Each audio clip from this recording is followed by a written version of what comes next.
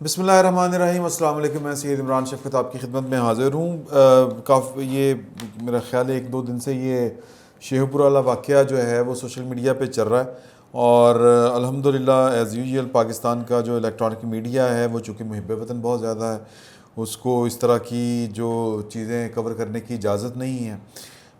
کیوں اجازت نہیں ہے؟ کیونکہ جو میڈیا مالکان ہیں ان کے بزنس انٹرسٹ اتنے زیادہ ہیں، اور ان کو پتہ ہے کہ پاکستان میں حکم کس کا چلتا ہے، اور جن کا حکم چلتا ہے ان کے خلاف وہ خبر دے کے وہ خبر جو ہے وہ مطلب خبر تو خبر ہوتی ہے، وہ دے کے آپ اپنے باقی کے کاروبار میں میاں عامر صاحب چاہیں گے کہ پنجاب گروپ آف کالجز بند ہو جائے، یا ایک ٹرک انہوں دی گڈی اگے آ کے دفتر اگے آ کے لگ جائے، یا ایک کوڑے کا ٹرک ان کے اس طرح کے کام ہوتے ہیں۔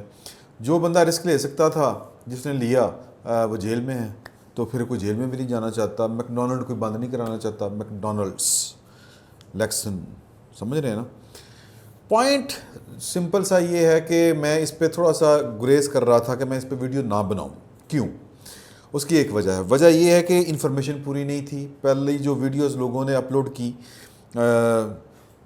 پنجابی لوگ بول رہے ہیں، اور اس طرح کے واقعات تو ہم دیکھتے تھے کہ جناب وہ یا بلوچستان کے ہوتے تھے یا KPK کے ہوتے تھے، تو کوئٹہ چمن اس طرح کے واقعات ہوتے تھے۔ تو اب پنجابی وہاں پہ چل رہی ہے، اور وہ پنجابی بول رہا ہے بندہ جو ویڈیو بنا رہا ہے کہ معاملہ یہ ہے۔ اچھا نہیں، میں پہلے بتا دوں کہ میں کیوں گریز کر رہا تھا۔ گریز اس لیے کر رہا تھا کہ انفارمیشن پوری نہیں تھی۔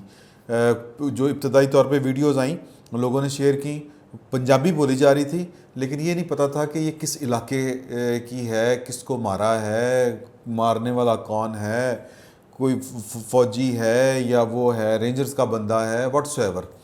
اچھا پھر پتہ چلا جی، آہستہ آہستہ جب پتہ کرنا شروع کیا تو پتہ چلا کہ فیروز والا راوی سے ریت نکالنے کا معاملہ ہے۔ پھر یہ بھی پتہ چلا کہ یہاں پہ ایک کوئی یونٹ ہے یا کوئی فوجی تعینات ہیں، وہ درخت لگانے کے لیے ہیں آئے تھے، لیکن درخت نہیں لگائے، وہ انہوں نے ریت بیچنی شروع کر دی۔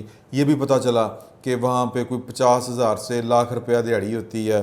یہ بھی پتہ چلا کہ کوئی ایک دفعہ سول انتظامیہ نے ان کو روکنے کی کوشش کی، تو ایک صاحب آئے، انہوں نے کہا ہم اس ملک کے لیے جان دیتے ہیں، آپ ہمیں ریت نہیں دے سکتے۔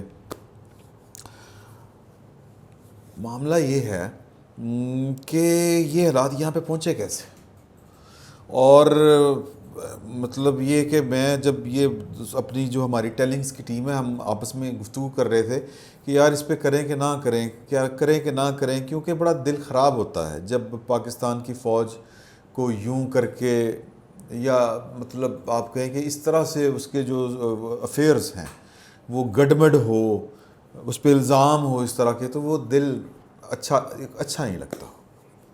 اچھا کیوں نہیں اچھا لگتا کہ یار کہ اے بدنام ہو گئے تو پھر بچے گا کی، پیچھے رہے گا کیا؟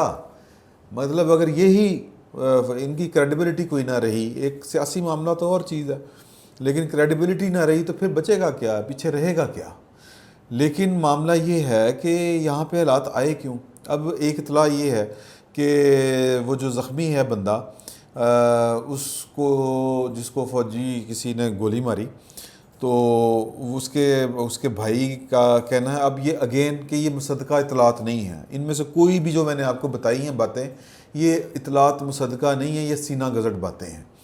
تو وہ کہہ رہے ہیں کہ جی کہ ہم اپنے بھائی سے ہاسپٹل میں مل کے آئے ہیں، تو وہ ٹھیک ہے، اور وہ پیسوں کا معاملہ نہیں تھا، وہ اس نے گاڑی بھگا دی تھی اس لیے مارا۔ لیکن ایمانداری کی بات یہ ہے کہ اگر یہ ایم خوف زدہ ہو کے یہ کرنے والی بات ہے، کیونکہ جو دو اور ذرائع سے بات آ رہی ہے، معاملہ پیسوں کا ہی ہے، یہ ماننا چاہیے۔ سوال یہ ہے کہ قیامت کیا آ گئی ہے کہ جب ہماری ٹیم والے لوگ کہہ رہے تھے، ایک ہمارے جو دوست ہیں ان کا تعلق جو ہے وہ ایک گاؤں سے ہے، وہ کہتے ہیں کہ ہمارے گاؤں سے جب ٹرک گزرتا تھا نا فوج کا، ابھی کوئی چند سال پہلے تک، تو لوگ سلام کرتے تھے، فوجی سلام۔ میں نے ان کو بات بتائی کہ میں نے تو یہ سین نہیں دیکھا ہوا، لیکن میری والدہ نے یہ والا سین دیکھا ہوا ہے 1965 کی جنگ میں۔ یہ جو ہے GT روڈ، یہاں پہ جب فوجی جا رہے تھے بارڈر کی طرف پاکستان کے، تو لوگ ٹرکوں میں بھگوان پورہ منڈی والے وہ راشن پھینک رہے ہیں، بوریاں پھینک رہے ہیں آٹے کی، وہ کالے چنوں کی، بنے ہوئے چنوں کی، ہار ڈال رہے ہیں فوجیوں کو۔ تو یار ایک طرف یہ محبت اور ایک طرف یہ کہ لوگ باتیں کر رہے ہیں آپ کے خلاف کہ جناب کہ آپ کو گھیر رہے ہیں اور آپ ایک گاڑی کے اندر محبوس ہیں اور آپ 500 روپے کی خاطر بندے کو گولی مار رہے ہیں. مطلب یہ جو کریکٹر ہے اتنا چینج جو ہوا ہے یہ کیا ہے؟ یہ ظاہر ہے کہ یہ پاکستان کے لیے تو اچھا نہیں ہے. اور پھر وہاں پہ ایک اور ویڈیو شیئر ہوئی ہے کہ ایک فوجی کھڑے ہو کے صاحب کہہ رہے ہیں کوئی آفیسر ہیں کہ جی کہ اس بندے نے جو حرکت کی ہے اس کو اس کی سزا ملے گی. لیکن لوگوں کو صبر نہیں آ رہا. کیوں نہیں آ رہا؟ کیونکہ لوگوں کو یقین ہی نہیں ہے. لوگوں کو اس لیے یقین نہیں ہے کہ یہاں پہ فوجی کا ساتھ دیتا ہے. عدالت فیصلہ دیتی ہے کہ پرویز مشرف غدار ہے، جنرل باجوہ صاحب اس کے یونٹ پہنچ جاتے ہیں اور جنرل غفور صاحب کہتے ہیں کہ ہم ایک خاندان ہیں. مطلب قانون خاندان آگے ہے، قانون پیچھے ہے، دستور پیچھے ہے. اچھا لوگوں کو اس لیے یقین نہیں آ رہا کہ ان کے ساتھ انصاف ہوگا کیونکہ کبھی کوئی کارروائی جو کسی کے خلاف اوپن ہوئی نہیں. میں مثال دیتا ہوں کہ بعض جرنیل جو تھے ان کو جی انہوں نے کرپشن کی ہے تو ہم ان کو سروس میں واپس لے کے، یہ جنرل کیانی کے دور میں ہوا تھا نا کہ کچھ 7 جرنیل تھے وہ کوئی رائل پام تو ادھر ادھر انہوں نے کوئی کرپشن کی تھی تو ان کو کہا کہ ہم ان کی سروس بحال کر کے ان کا کورٹ مارشل کریں گے، آپ نہ کچھ کریں. نہ پھر کورٹ مارشل دا پتہ ہے کسی نو، نہ پتہ کہ کسی کے خلاف کوئی کارروائی ہوئی ہے. یہ ایک جنرل درانی صاحب جو تھے محمود درانی، انہوں نے پاکستان کے راز کھول دیے، راہ کے چیف کے ساتھ مل کے کتاب لکھ دی. تو شروع میں پتہ چلا کہ جی یہ تو اچھا یہ غداری نہیں ہے. پہلی بات یہ تو یہ مس کنڈکٹ ہے. اچھا مس کنڈکٹ ہے تو اس پہ کیا ہوتا ہے کہ پہلے آپ قوم کو ذرا گولی ہوتی ہے، دی جاتی ہے کہ نہیں ان کی پینشن ضبط، یہ ضبط وہ ضبط. اینڈ پہ کیا ہوتا ہے؟ کچھ بھی نہیں، فارغ سکون مول مٹھے چول. تو پوزیشن یہ ہے اس کیس میں کہ یہ پنجاب ہے میرے بھائی. اور پہلی بات یہ ہے کہ اگر آپ چاہتے ہیں کہ جو فوج کی وہ کہتے ہیں نا عزت سادات نہ جائے تو پھر اسی کیس کو ایک مثال بنا دیں. وہ جس نے جو کام کیا ہے، پہلی بات یہ ہے کہ یہ ریت والے کام سے تو اٹھائیں نا. اور ویسے بھی آپ سوشل میڈیا اٹھا کے دیکھیں، پاکستان کا کوئی ایسا بزنس بتائیں جہاں پہ فوج نہ ہو یا ہمارے ادارے نہ ہوں.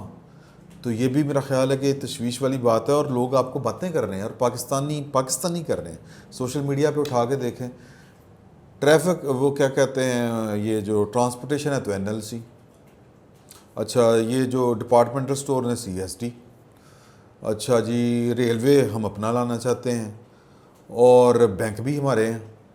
پراپرٹی اگر پاکستان میں اچھی ہے تو DHS سے اچھی کوئی سروس کوئی نہیں ہے. اچھا وہ سنگی تنور آ کے زمینہ بھی لینڈ. مطلب میں اس ڈیٹیل میں نہیں جانا چاہتا.